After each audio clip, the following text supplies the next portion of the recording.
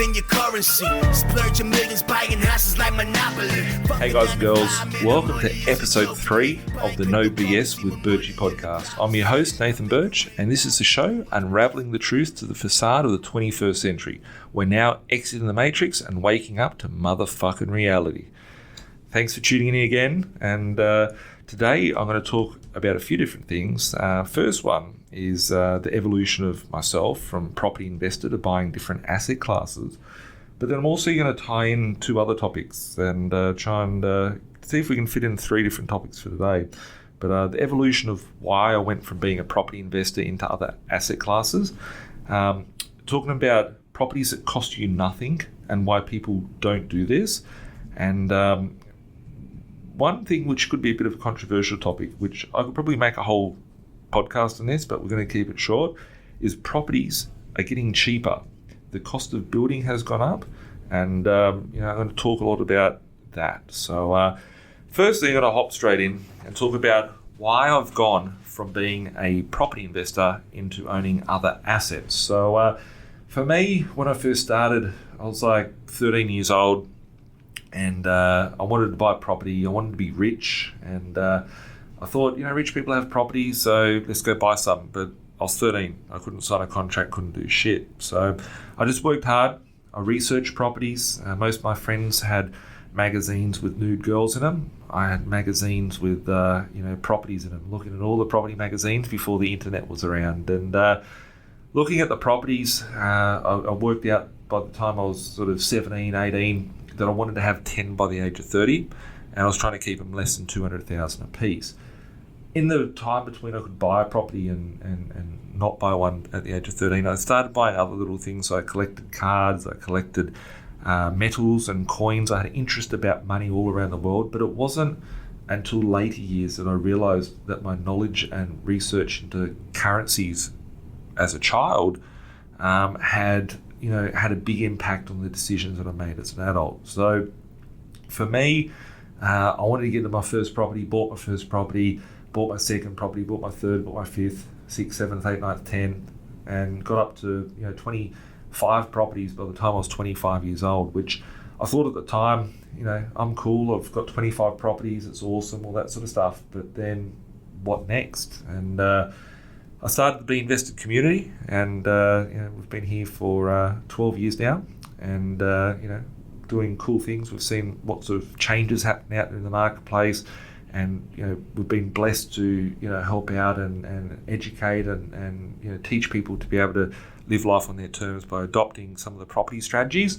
And of more recent, sharing with you guys more about history of money and how things work out there in the system. So for me, I started buying property because that was my core vehicle. I still buy property to this day.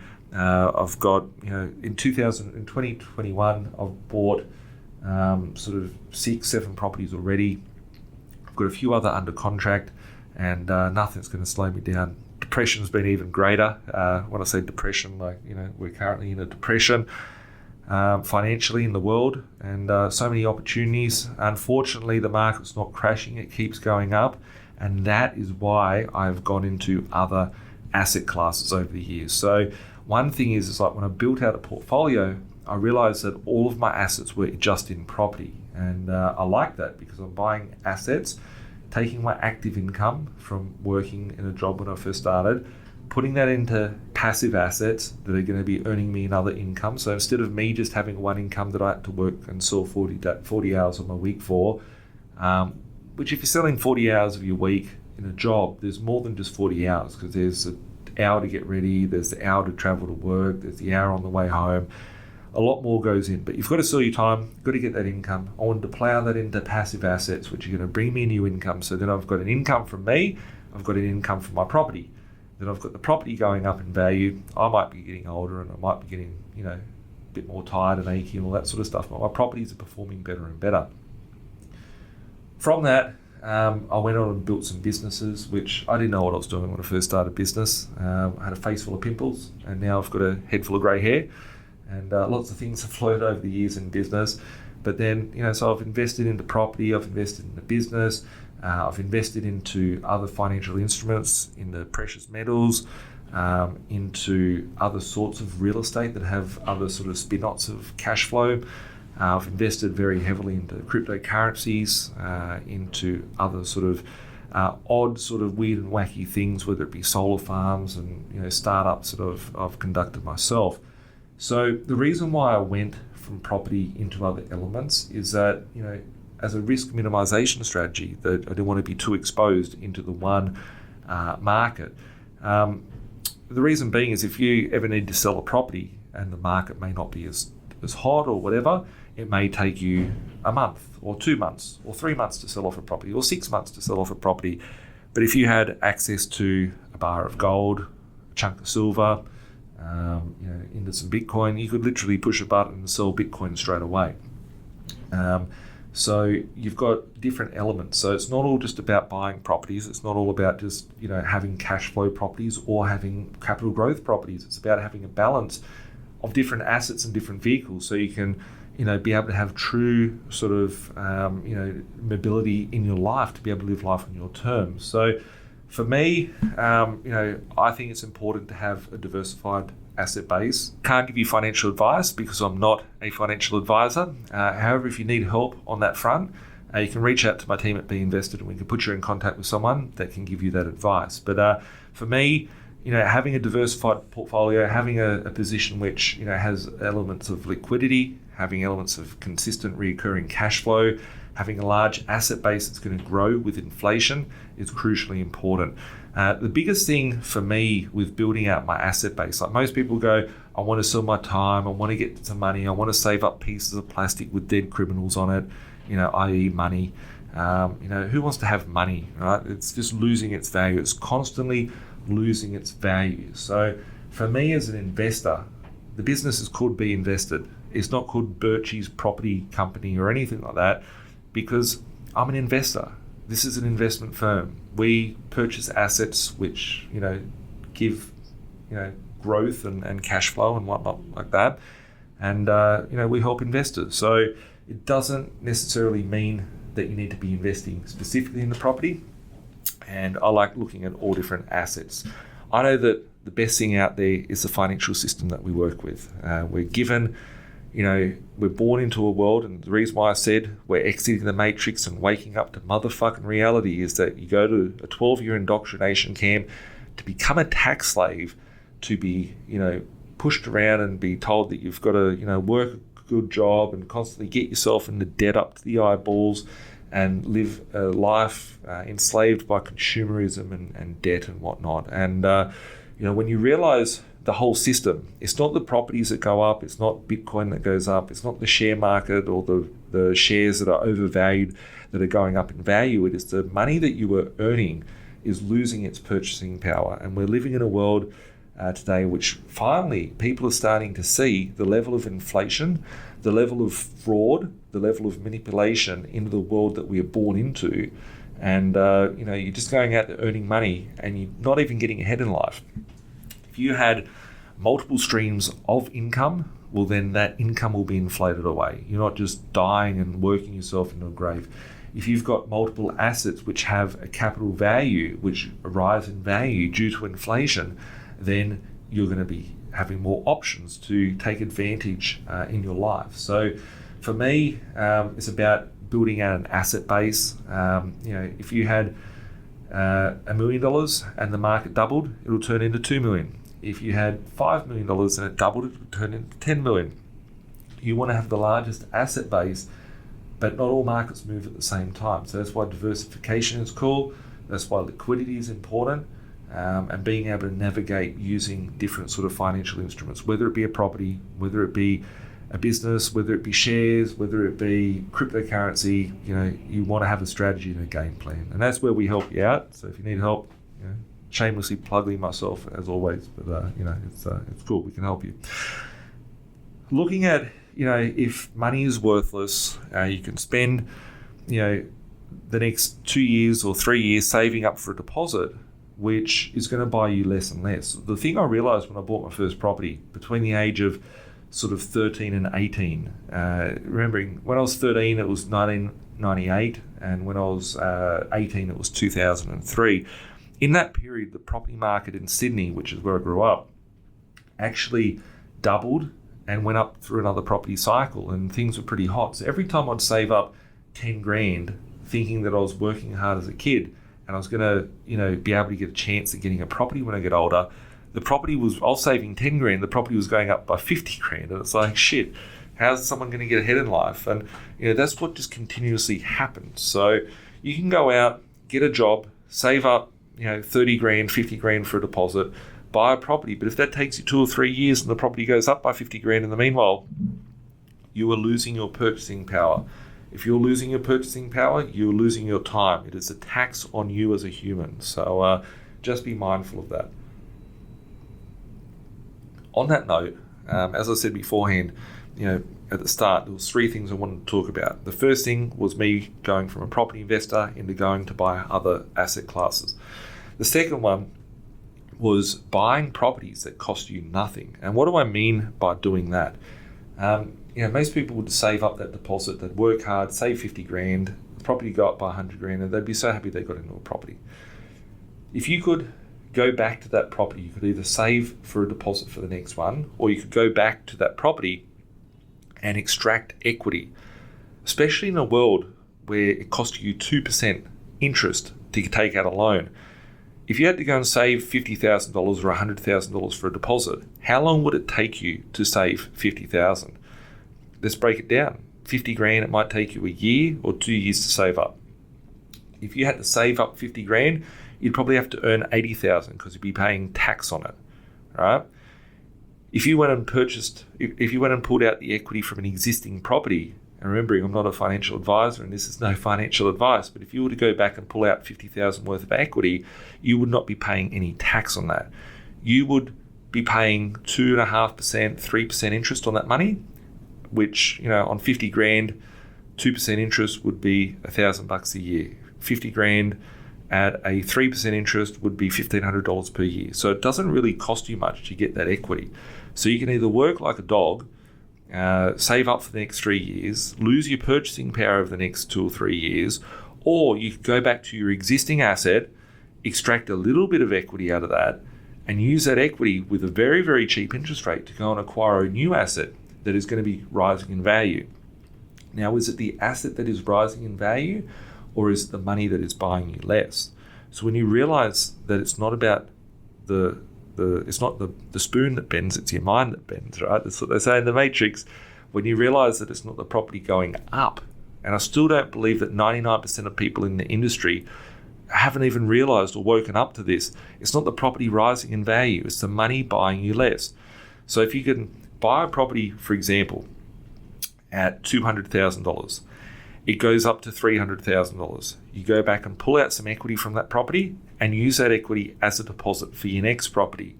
It's not actually costing you any money out of your pocket because you're simply extracting the equity. You will have to pay interest on that extra money. Let's assume you pull out 50 grand in equity and use that as a deposit. 50 grand at 3% would be $1,500 per year. All it would cost you is $1,500 per year to hold that extra loan to buy the property. So instead of saving 50 grand, you just need to pay $1,500. See how it's much easier to get into assets? If you don't have the assets, you can't continue this journey. So the more assets you get, the more options you've got and the more choices that you've got. A lot of people have assets, but they don't understand how money works and they don't understand how easy it is to sort of take advantage of the system that they're presented with out there. So looking at building out that portfolio, if you were to buy one property for 200 grand, revalue it for 250,000, pull out 50 grand worth of equity, pay the $1,500 per year in extra interest costs. If you were to go back and purchase a property that's going to be positive cash flow, that property that you were acquiring could give you $50 per week, $30 per week, $100 per week. So if you were buying the right asset, if you had the right debt strategy, the right mindset, the right planning, and you bought the right assets, then that property that you're acquiring will be putting money in your pocket each week. So if it costs you $30 per week or $1,500 per year to hold that equity that you've pulled out, and you're getting $100 per week, it takes $30 off and pay that interest, and then you've still got $70 per week left over that you can use for living expenses to live off. If you had multiples of these properties, that means that you'd have $70 times 10. There's $700 per week coming through in extra cash flow. Plus you've got an asset base which will be inflated away with inflation. So the thing I've never got my head around, and I understand why people don't do this, and it's due to lack of knowledge and lack of understanding how the system works, because the system is flawed. Some people say, the rich get richer, the poor get poorer, etc. Why are those rich getting richer? How are they getting richer? How can you be that person? How do you, move from, not taking advantage of it to, taking advantage of it? And it's a system that's there for all of us.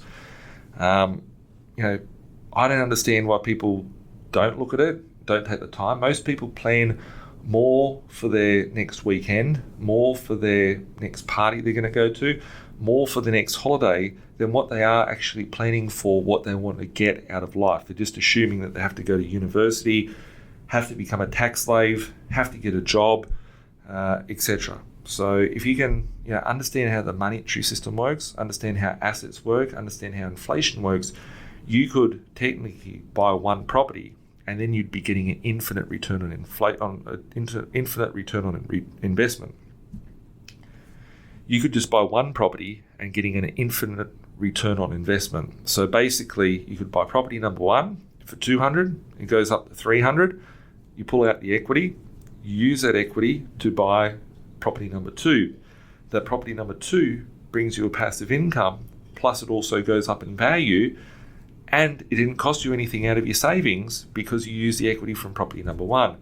So you buy the property number two, that goes up from 200,000 to 300,000.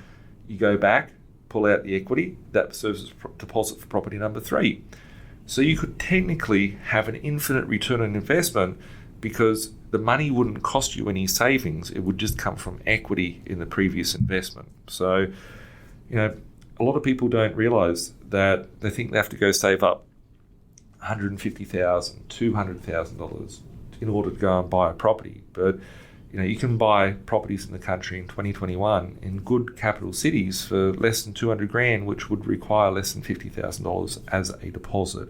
If you can buy ones with equity, it doesn't cost you anything from your savings. So on that note, I'm going to move on to topic number 3 for today, and that is properties are getting cheaper. What do I mean by properties are getting cheaper? So let's assume we go and buy a property in 2021 for $200,000.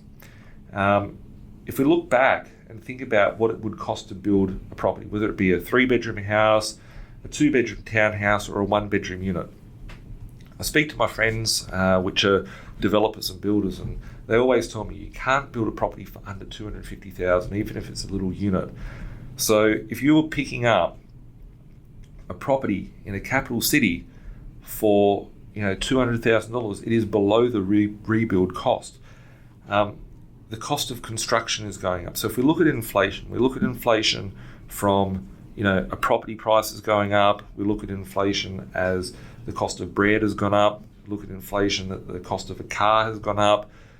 Inflation is happening all around us. The cost of bricks, the cost of timber, the cost of gyprock, the cost of kitchens, the cost of tiles, the cost of everything is going up. Everything is going up in value. However, the property, if you're able to go and purchase a property that hasn't risen with inflation like that, then you are A, buying it below the cost of construction, but B, the property is becoming cheaper. If the property hasn't increased, but inflation has hit all other products, services, and industries, then in that market, that property has become cheaper for you to acquire. Just think about it. Have trades become cheaper? Has a brickie become cheaper? Has an electrician become cheaper? I don't know where you could find a cheaper tradie in 2021 than what you could have in 2010 or in the year 2000. The cost of building a property has gone up in value exponentially, and that is purely due to inflation out there in the system. On top of that, you're still being able to buy properties that are in 2020 in some markets in Australia, which are cheaper than what they were 5 to 10 years ago. For example, in Sydney, we're picking up properties in 2021, 2-bedroom units for $300,000. Going back, 5 years ago, these things were selling for $350. They're cheaper today, but the cost of everything else has risen around them. The cost of interest, how much is the interest rate? How much is the cost of finance in 2021 compared to what it was in 2015? If you bought a property for $400,000 in 2016 or 2015 with a 5% interest rate on it, that $400,000 at 5% interest rate would have been $20,000 per year in interest you'd have to pay. If you were buying that property in 2021 for $300,000 and you were getting a 2.5% or a 3% interest rate, let's say 3% interest rate on a $300,000 purchase, that's $9,000 a year.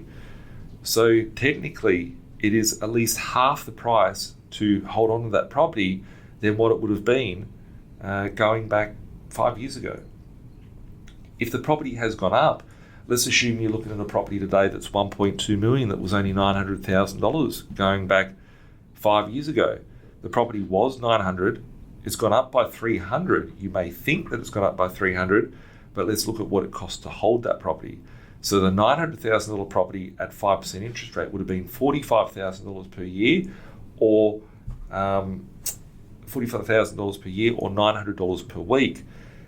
If you were to buy that property for $1.2 million in 2021 and paying 3% interest rate, that'd be $36,000 a year. So in the actual real terms of value of what it costs to hold the property, it has become cheaper, just that the capital has gone up in value. So looking at all these parameters, there is many more aspects to property than just two-dimensional. The biggest part that I think that people don't realize or fully understand is the impact of inflation, the devaluation of our currency. We're living in a world which, just as today recording this, I just read an article from Reuters which talks about the IMF introducing a thing called a special drawing rights, which I touched on much going back 4 years ago. People said, I was off my head, properties, there's not going to be a deflation, there's not going to be inflation, which I talked about 4 years ago, where people thought that I was off my head because they didn't picture that there could be a thing called hyperinflation. So I've got this article here that I'm going to read. It's on Reuters website. It's from Thursday, February the 11th, which is the time that I'm recording this for you guys. The G7 seen backing issuance of a new IMF SDRs. So this article goes on to read, group of 7 finance ministers are likely to back a new allocation of the International Monetary Fund's own currency or special drawing rights at an online meeting on Friday to help low-income countries, sources said. A new issuance is similar to when a central bank prints money, as the new SDRs give each IMF member more resources and more reserves to draw on a proportion of their shareholding in the fund. Officials from the United States, the IMF's biggest shareholder, have signalled they are open to a new issuance of $500 billion, sources said, a clear shift in a position under the administration of the new US President Joe Biden.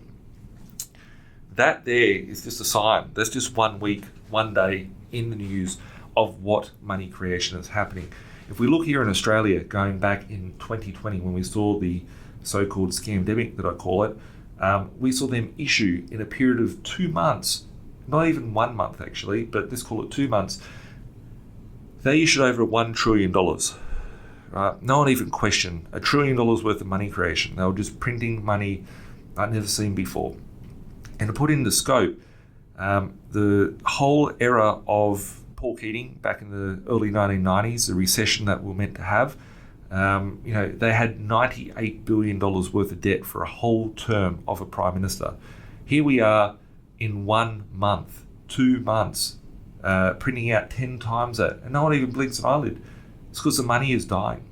The money is dying and it's continuously purchasing less and less. So we've got inflation hitting some areas of the market, trade, services, products to be able to build a property.